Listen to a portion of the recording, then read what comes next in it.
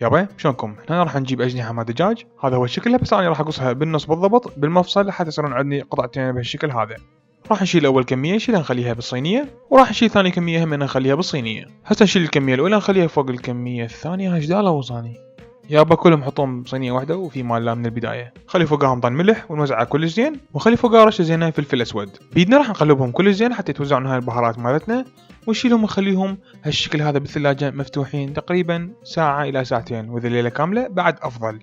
بعدها راح نشيلهم ونخليهم بالفراير 20 دقيقة على حرارة 200. هسه راح نجيب لنا جدر نخلي بيه كمية زينة من الكاتشب، ونخلي شوية من صوص الباربيكيو ينطي لنا نكهة دخان. على مود الحموضة راح نخلي وياه شوية خل تفاح، وحتى يصير عندنا سبايسي راح نخلي شطة أو سيراتشا. أنا إذا أستعمل سيراتشا كلش سبايسي كلش طيبة. حتى الصوص مالتنا يصير ثخين راح نخلي شوية نشا شوية. على البارد راح نعطيه خلطة سريعة. هسه راح نشيله ونخليه على نار صغيرة إلى أن ينطبخ عندنا ويغلي زين ويثخن بعد أكثر. نجيب الدجاج مالتنا من القلاية الهوائية نخليه بكاسة، وهسه راح نجيب الصوص مالتنا هم نخليه فوق الدجاج، وهسه نبقى نقلب بيهم تقريبا دقيقة كاملة إلى أن الصوص هذا يغطي كل الدجاج. هسه راح نجيب صحن التقديم، ناخذ الدجاج مالتنا ونخليه بالوسط بالصحن. هسه راح نجيب لنا ليمونة نقصها قصة بهالشكل هذا شوية من الجهة البعيدة من السنتر، ونخليها ويا الصحن مالتنا.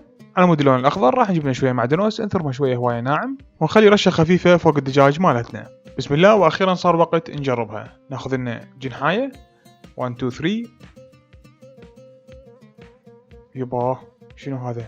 نايس، حلو، سبايسي، بينك الدخان ممتاز. ها حموضة همين ويا الليمونة بيرفكت. ان شاء الله حبيتوا الوصفة. شكرا للمتابعة، في مان الله.